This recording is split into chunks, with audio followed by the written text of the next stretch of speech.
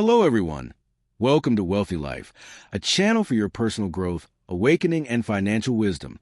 Have you ever wondered if socializing is actually necessary for a meaningful life? Or is it simply society's way of forcing conformity? Some thrive in crowds, while others recharge in solitude. So, which path leads to real happiness and success? Let's dive into this question by exploring ancient wisdom, modern psychology, and powerful real-life stories. 1.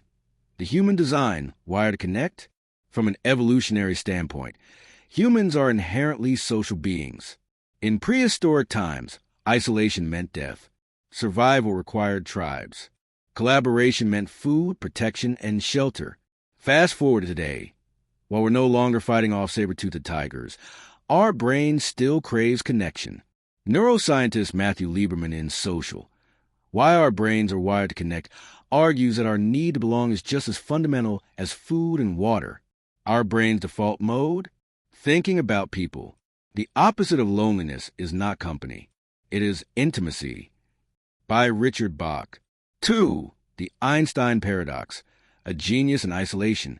Albert Einstein, one of the greatest minds of the 20th century, once said, "I live in that solitude which is painful in youth, but delicious in the years of maturity."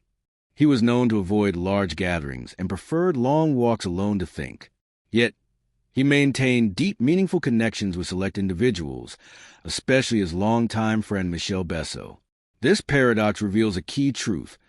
It's not how much we socialize, but how deeply we connect. 3. The Case of Christopher McCandless. Into the Wild. In the movie and book Into the Wild, Christopher McCandless escapes modern society to live in the Alaskan wilderness. He yearns for complete isolation and freedom. Yet, before dying alone in the bus, he scribbles a final haunting line in his journal: "Happiness only real when shared." His journey became a tragic lesson in the necessity of human connection, even for the most independent spirits. 4. Modern Science, Social Ties and Longevity. A landmark study by Harvard, spanning over 80 years, followed hundreds of men to uncover what truly brings happiness and health. The result? Not wealth, not fame, but close relationships. According to Dr. Robert Waldinger, the study's director, good relationships keep us happier and healthier. Period.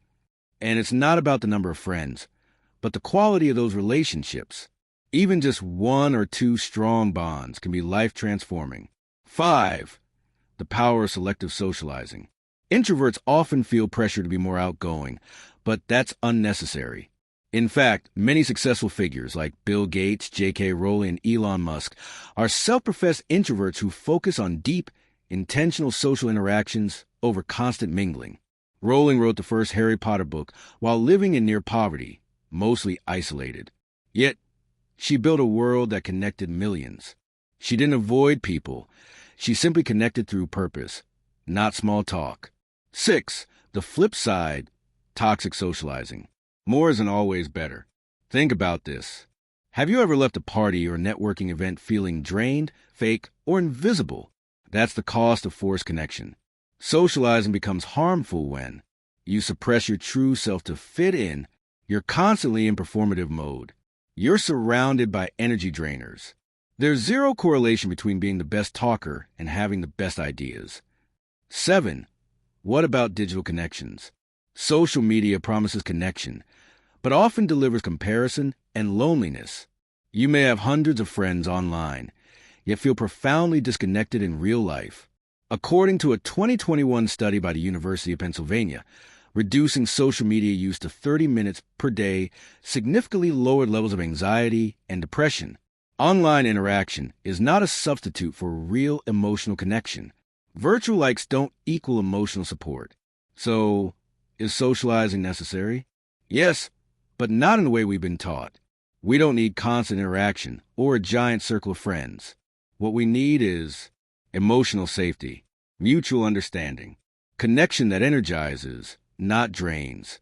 Some thrive in large communities, others in one-on-one chats. Both are valid, as long as you're authentically connected. So, how can we create meaningful social bonds, even if you're introverted? Here are practical steps for building essential, soul-fueling connections.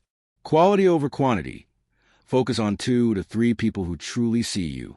Be vulnerable. Depth grows when we dare to be real. Find your tribe. Join groups aligned with your values. Detach from people-pleasing. Not everyone needs to like you. Be present. Listen more than you speak. Ask questions. Start by reconnecting with one person you admire but lost touch with. One honest message can reignite a meaningful bond. Socializing isn't a duty, it's a gift. Whether you're a monk in the Himalayas, a coder in a coffee shop, or a teacher surrounded by people daily, what matters is that you feel seen, heard, and valued. We are born in relationship. We are wounded in relationship. And we can be healed in relationship. So don't force yourself into crowded rooms just to be social. But don't shut the world out entirely either. Seek connection with intention, and life will respond in kind. Don't forget to subscribe our channel, like, and share the video. May you soon discover your true direction in life.